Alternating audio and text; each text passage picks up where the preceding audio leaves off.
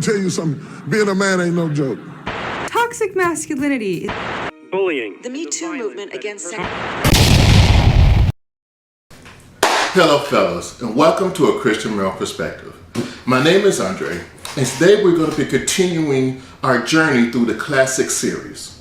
If you remember, Classic is the acronym we're using to define the characteristics that men should be developing in their lives. There's confidence, leadership, assertiveness, self-control, sober-minded, intelligent, and competitive. So today we're going to focus on being a leader. Here we go. As usual, we start with our good old definitions of words so that we can all be on the same page and same understanding. In this case, being a leader means to lead. That's an obvious thing. Well, according to Merriam-Webster, to lead means to direct on a course or in a direction, or to guide on a way to advance.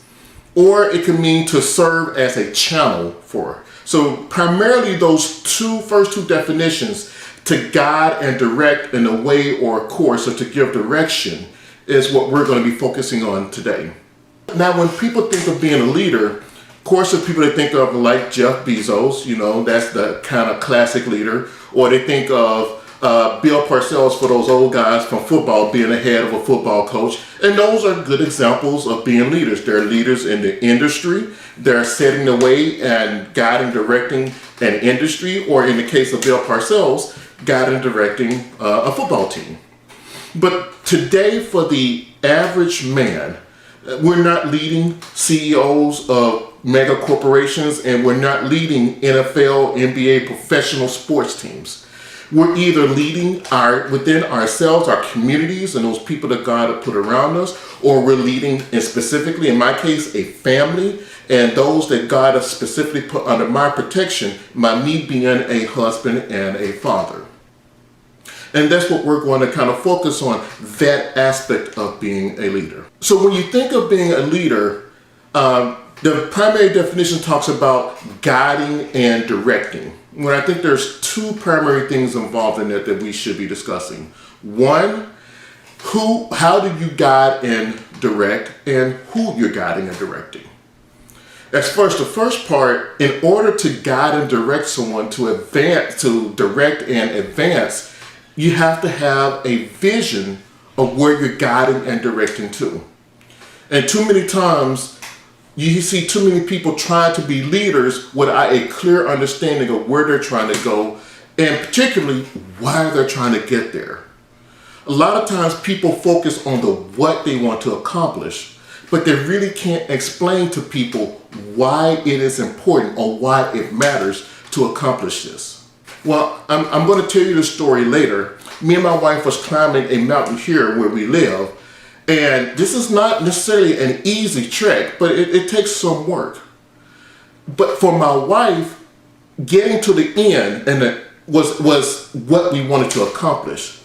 But the why was so much more important, because it's something that she had done before during the summer, during COVID, but she's been sick lately. So for her, getting back to the top again was important, because it representing starting over and getting back to things that she was able to do before she got sick.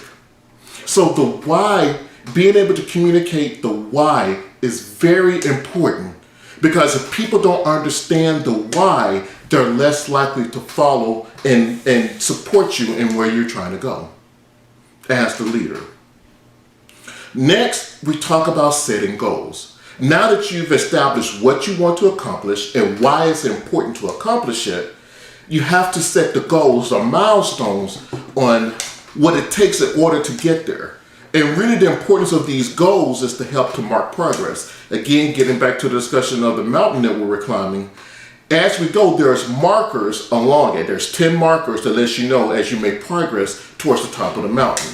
And those are important milestones and goals that we can say, okay, let's get to the next one. We want to get 3 milestones accomplished before we take our first break. We want to get 4 more milestones accomplished before we get our next break. Those milestones are important because it keeps giving you motivation and help you go towards the vision. Now, this is important because necessary in whatever you're trying to accomplish to set these milestones, and that other people can understand clearly what they are. Many times you want to set a time frame on when you want to accomplish this milestone. That helps to bound it. And there's all types of lessons and discussions around how to set good goals. And I'll put the links in below on some of the good journal advice about setting SMART goals. And this is really important because it helps you mark your progress towards your vision and accomplishing your vision. Last but not least is giving direction. I think it's important for leaders to be able to give good directions and to clearly communicate what needs to be done in order to make it to the next goal. Thinking about the mountain that we were climbing, there were many different paths that we needed to follow, and we could follow in order to get from one marker to the next. And as the leader, being able to articulate to my wife, well, if we go this way, we will be able to get there, and we would avoid this, or will it help us in this way, was important. And she was willing to follow because I was able to explain what we were trying to do and how we were going to get there and why it was a good path. Now, even in doing that, there were times when me and her discussed, okay, is this the good path, or is this the best path? And based on that discussion, a decision had to be made. And me being the leader, I was the one who made that decision. That also meant that I was responsible for the outcome of that decision. And I think that's something that is being missed a lot when it comes to being a leader. Being a leader is not just about making the decisions. It's not about just giving directions and helping set goals and determining vision. But a lot about being a leader is being the one to accept the accountability and responsibility for the outcome of a situation. I remember back when we played football, the quarterback on offense was the leader. And even when the ball was being ran or the ball was being thrown, the quarterback was looked as the one to say, the vision, we want to get the touchdown. Why is it important? It gives us 6 points. Okay, what are our goals? We need to get first downs in order to make it towards accomplishing that vision. Well, how are we going to do that? The coach would call a play, and the quarterback was responsible for communicating that play and giving direction to everyone else in the huddle. And if necessary, making an audible or making a change in decision if, for whatever reason, they saw that play may not be successful. And when the quarterback made that determination and say, we want to change the play, he would make a call saying something like check, check, and he would change the play. Now, whether that play was good and it was successful, or whether it was a negative play, it was a sack or a tackle for loss, that quarterback was the one for determining the outcome and the direction. They took that responsibility on. One of the Bible quotes that is really near and dear to my heart is Proverbs 16:9. And it says, a man's heart plans his way, but the Lord directs his steps. And I think that's very important when it comes to setting vision and determining goals and planning direction. Because we as men, we have a lot of thoughts and things that we want to accomplish. And men, we can be stubborn at times. You know this. I know this in me. I can be stubborn at times. And sometimes we can get so bullheaded that no one can tell us anything. I think it's important for those of us who call upon the name of Jesus and claim to be Christians to be open to the guidance of the Holy Spirit so that God can direct and determine our steps. And in doing so, we're not fighting the plans of God. We can say so much about we want to accomplish this, we want this, and we can set all of that forward. But if God is not following it, if God is not endorsing it, he can very well direct you to somewhere else. The most classic example I could think of is Jonah. Everyone knows the story about Jonah in the well. Well, the whole reason why that whole story came about was because God gave Jonah a plan. This is what I want you to go and do. And Jonah said, nah, I'm not down with that. This is the Andre parody. No, I don't want to do that. So in his heart, he planned his own course. I'm just going to go get on a ship and I'm going to run away from God. I don't want to do that. Well, the Lord determined his steps. God said, you know what? You don't want to do that. I got you. I got something for you. So yeah, that's when the whole story of the well came about. And inside the belly of the well, Jonah and God had a conversation. And Jonah came to understand it. This is what God wanted. And God explained to him why that was important to him. So God gave him that clear vision. And he set the goal of what he needed to do was go to Nineveh and preach the word. When Jonah fell in line with that, the outcome was that the people of Nineveh repented. And they were able to turn away from their wicked ways. Now, again, we as men, we want to set our course. We want to set and be the master of our own fate at times. And by doing that, we can end up not only leading ourselves to a very bad situation, a very bad place, but being a leader means that you're leading someone else. And that means that if we're not following under God's will, if we're just doing our own thing, we very well could end up leading other people to destruction. And that's something that we have to weigh on our hearts. And we have to weigh on our minds. As we're leaders, it's that responsibility. Now, as I just mentioned, being a leader means you have to be leading someone. If you're not leading anyone, you're not a leader. If no one's following you, you're not a leader, right? So as men, we can be leaders in our corporation, in the business world. We can be leaders in our community. We can be leaders in our home. It's important for us to understand that leading in each of these situations is important, but can be very well different dynamics. Now, there is some overlap. I can actually say, me working in a professional environment, there is some overlap in how I run, interact in my professional environment, particularly with project management, and how I run things in my house. There is some definite overlap, but there are some different differences as well. But the one thing I have found by leading others and by following, being led by others, is that people generally follow for two reasons. They usually follow someone for two reasons. Out of fear and out of respect. We know this, men. We know that being men, we can put ourselves in a dominating attitude and posture and have that presence. And people will follow us. People who may be physically weaker, may be emotionally weaker, they will follow us. But it will be only out of fear. And when we're not around, they're not following. The other option is to follow out of respect. I've been in situations, I go back to football because I enjoy playing it and it means so much to me. But I remember in high school with a couple of coaches in particular. They could have asked me to run any play. They could have asked me to do just about anything on the field, and I would have done it, no questions asked. Why?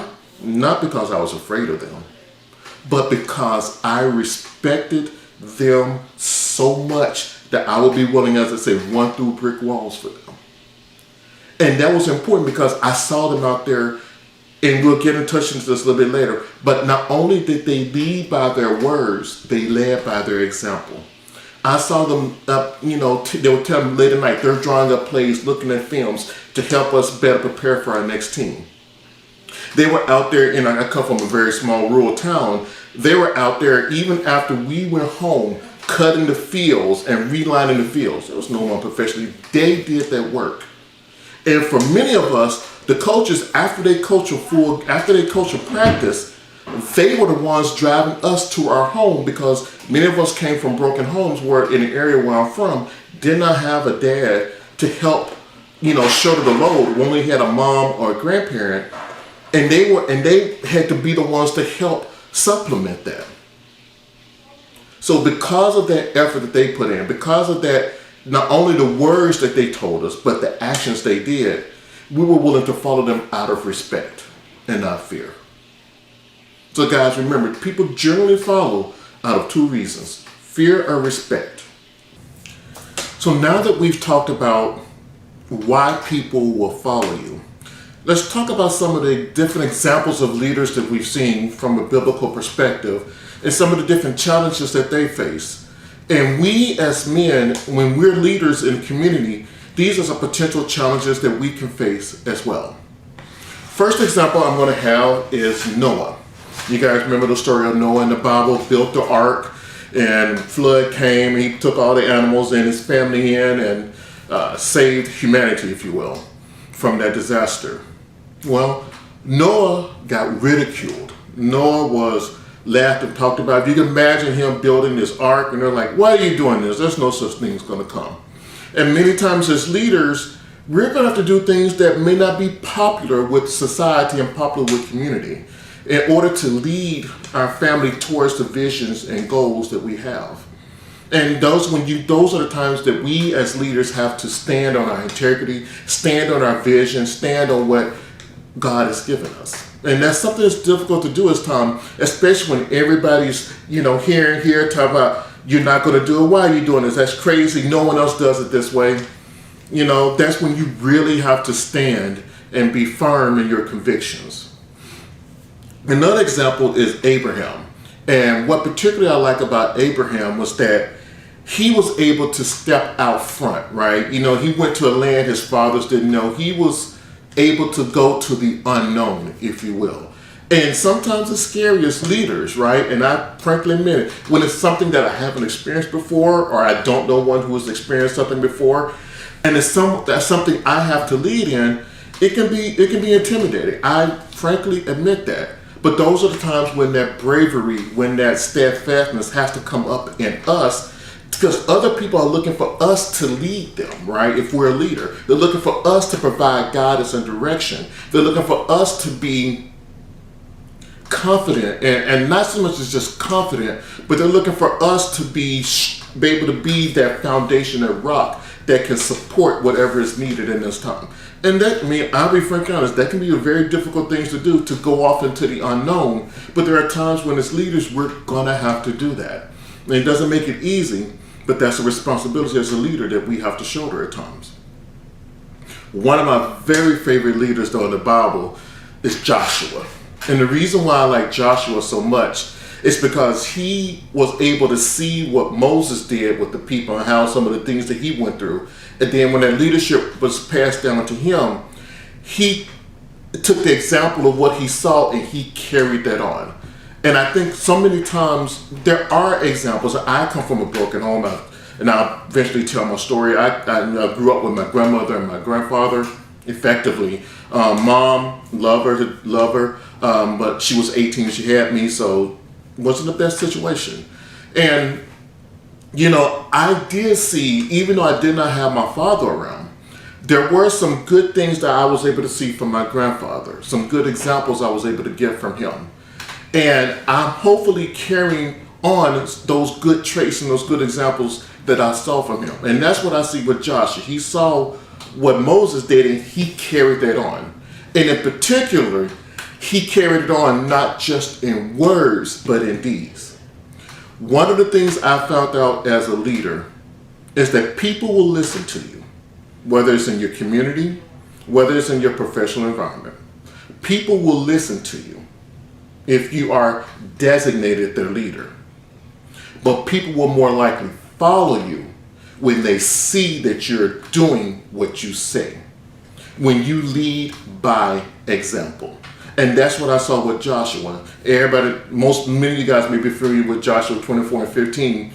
And I'll kind of short phrase it out. I take out a little bit of it, but it basically says, choose who you will serve this day. The gods and the people you came before you, or the God who brought you out. Choose whom you will serve. But he says, as for me and my house, we're going to serve the Lord. And he lived those words out. He took the Jewish people at the time to the promised land. And I really like Joshua because I remember in the beginning of Joshua, God told him to be strong and courageous. And going back to even with Abraham, as leaders, we have to be strong and we have to be courageous. Doesn't mean we don't hurt at times. Doesn't mean that things don't get difficult at times. They do. And we have to deal with the difficulties. We have to process whatever we're feeling. Don't hold it in, don't hold it back, because that can cause even bigger problems and bigger damage. But be strong and courageous, because as the leader, people are looking to you for direction. Remember, one of the definitions of a leader is someone who provides direction. They're looking for you to provide direction, to provide a way to get to the vision that you all have agreed on moving towards. Another popular leader in the Bible, King David, shepherd boy, that went on to become one of the greatest kings, if not, some people consider the greatest king. I know, Solomon, earthly kings, if you will, of Israel. And David, for all of his faults, and he has some, right? Bathsheba, the whole killing, Uriah for his wife. Yeah, bad, very bad, very bad, no doubt. But one of the things that, as a leader, that David does exemplify is that when his father sent him to his brothers, he was talking, he heard the men talking, heard them cower in fear, and he's like, who is this giant? Who is this man supposed to be to stand before the God of Israel? Who is this guy? So as a leader, there are times when we have to be brave, when we have to see the giants, whether there is literally a person and we're having to be the protector. And as men, that's one of our primary roles, is being protectors. Whether we're being the protector or whether it's something unknown, financial situations. Sometimes, me and my family, we've dealt with some difficult financial situations before. But as the leader, the family and the people that are under our charge are looking for us to be brave, to be able to stand strong in those moments. And as leaders, we should do that. As men, we should be doing that. We should be the ones standing strong. And we should be the ones working through and processing what we're feeling so that we can be strong and stand strong for those around us. The last leader I want to talk about is obviously favorite and best, and that's our Heavenly God. Jesus, while he walked on the throne. And probably the biggest reason why he is my favorite leader of all is that Jesus understood that leading wasn't about him. And I love that so much. Because if we go back to the definition of being a leader, it's to provide guidance or to provide directions. That means you're doing this for others. And too many leaders, too many times, guys, we think it's all about us. We think it's about being in the big chair. We think it's about being the one with the big title or the big status. And I hate to tell you, but no. Being a leader is more about taking responsibility for serving and caring and helping others grow, helping the organization. Think about it. When I played football, I go back to football analogies. I was the leader. I was the captain of our defense. I played middle linebacker. By me being in the middle, I was able to see what was in front, and I got information from our cornerbacks and our safeties on what was happening behind them.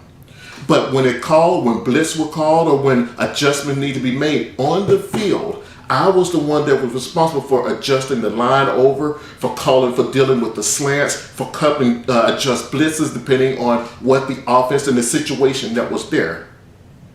And yes, my job was to try to put each of our men in the best position for them to be successful. And when they were successful, the defense became successful. And when the defense was successful, I was successful. Because as the leader, when things went good, yes, I got the praise as the defensive captain. When things went bad, weight fell on me as the defensive captain. And Jesus exemplified that when he first brought in his apostles. They had some issues they had to work through. It is what it is. They were tax collectors, Matthew. You had some fishermen, Peter and his brother, Andrew. And they weren't the leaders that we learned about later in the Bible. Jesus served and taught, and he brought them up. And he dedicated his life. We know about salvation, and can never be can never be overstated. And I'll say that. But while Jesus was on this earth, he served and he taught and he truly exemplified what a leader was.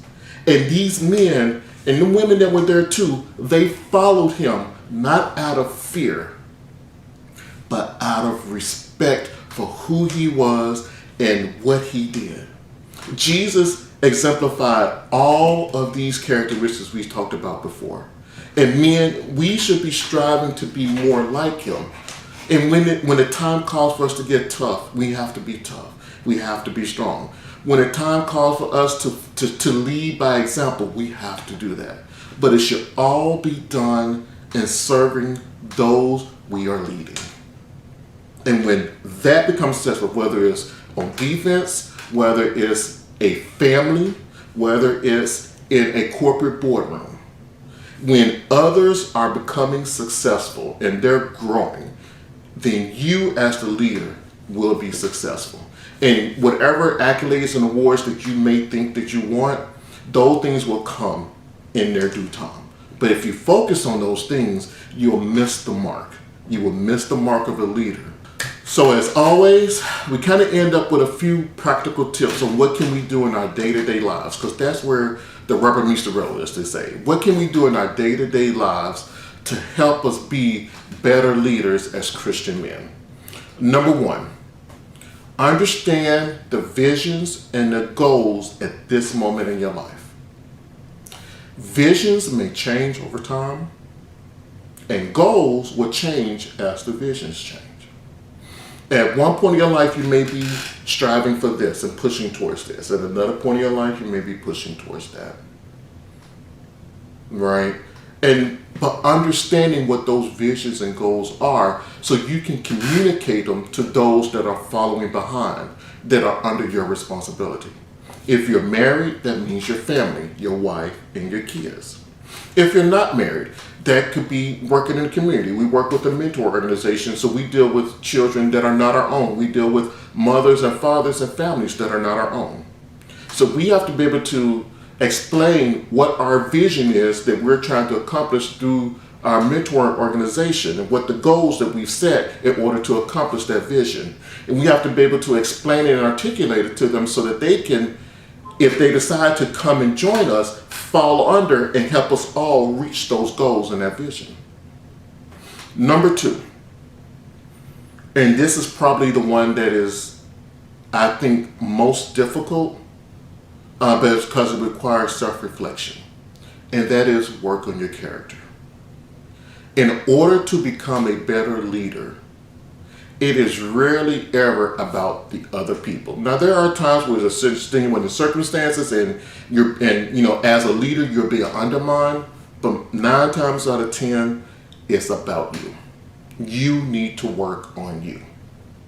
So, big things for me, a couple of big items to focus on that I stress is lead with integrity. Do what you say you're going to do. Do it to all the very best of your abilities. Even when you don't feel like it, even when it's not comfortable, even when it will cost you time, it'll cost you money. If you say you're going to do something, do it. And what goes along with that is don't ask people to do something that you're not willing to do. I can't stress that enough. Do not ask people to do something that you're not willing to do. I am a manager and I have people report to me at my job. And I admit, when I first started my career at another company, one of the things that frustrated me the most was when my manager would come in on a Friday at 3 o'clock, 4 o'clock in the afternoon. And they would say, guys, because I'm a programmer, I'm a developer, he would say, guys, we really need to push through this weekend, or I need you guys to work a little extra this weekend. But yet, he's going home at 5, and we don't see him over the weekend. That used to frustrate me to death. I only had like a couple of times where that happened with a particular project. And that, in my mind, is If you as the leader is asking me to give up additional time, then I would expect you to be there with me in the trenches, if you will, in the trough, going through it with me. Now, I can tell you that on with a totally different company on the current project, I currently work for a manager right now that, honestly, I dare say, probably outworks me if I actually sit down and look at it as far as actual total time spent. And I will do anything I can, because this manager puts in the work without even necessarily asking us to put in extra work. But when he does, we know he's putting in work as well. He's leading by example, guys. So we as leaders, we have to do that. We have to lead by example. That kind of goes along with the next topic of actions speak louder than word. In 1 Corinthians 11:1, the Apostle Paul was talking to the church of Corinthians, and he was finishing up this section. He was talking about living for God, and he said, "Follow me as I follow Christ." And that is something I try to live out every day. I have a responsibility for my wife, for my kids. And I have a secondary responsibility to my nieces, nephews, and my immediate family that we deal with. I have the responsibility as a leader in this family to set the example. It wouldn't be right for me to tell my kids, today we're fasting. Just today we're doing this New Year's fast. Today we're fasting. And it wouldn't be right for me to tell my kids, go fast. The pastor said fast, so yes, you should fast. But yet, if I don't fast too. And that kind of goes on with that whole integrity thing. It wouldn't be right. And I don't know if some of you guys are dealing with this. We know we got the whole pandemic and everything going on. I would not feel right to say, my daughter who's still in high school, you need to take the vaccine, but I'm not going to take it. I cannot do that. That to me, that's really reeks of hypocrisy to me. So I would not feel comfortable doing that. So as leaders, we have to let our actions speak not louder than our words. Our words are important, but our actions and our integrity speak so much louder than that. Last but not least, just like with Abraham being willing to go into the unknown, just like with David having to face the giant, just like with Joshua, God told him to be bold and courageous. So there are times, and most importantly, of course, like Jesus. Because there will be times as leaders that we're going to have to sacrifice. We're going to have to step out front into the unknown. And that's a responsibility of being a leader. In order to give directions, there are times when you lead from the front, and you're out in the front and you're there taking the hits and you're looking and you're trying to see the best way to go. When the world gets cloudy, yes, we have to be willing to be out front. We have to be willing to take the hits, to kind of know, in order to find out the best path, the best way to go. It's not fun, and it's going to cost us. It's going to cost us time when we could be doing other things. It's going to cost us money because it's the way the world works. And depending on the situation, it very well may cost you your life. But as leaders, that is our responsibility. So guys, I really hope you take this to heart. This was not meant to be a down, but it's down type of episode. But I really want to stress what it is that we as men, as leaders, our responsibilities and the things we need to think about, not only in our community, especially if you're single, taking on, helping out the community, but especially once you decide to become a husband and potentially a father. You assume the responsibilities, yes, the privileges, but the responsibilities as well of being a leader, right? It's not easy. If it was, then, they say everybody would do it. Not so much as that. But if it was, then everybody would be doing it really well. And we as men, we have to work on ourselves in order to be better leaders for those that we are responsible for. Again, this is a Christian male perspective. You guys have a blessed day and stay sharp. Thank you for watching today's video. Please like it, leave a comment, and subscribe to the channel. You can follow us on social media at A Christian Male Perspective. Stay sharp, fellas.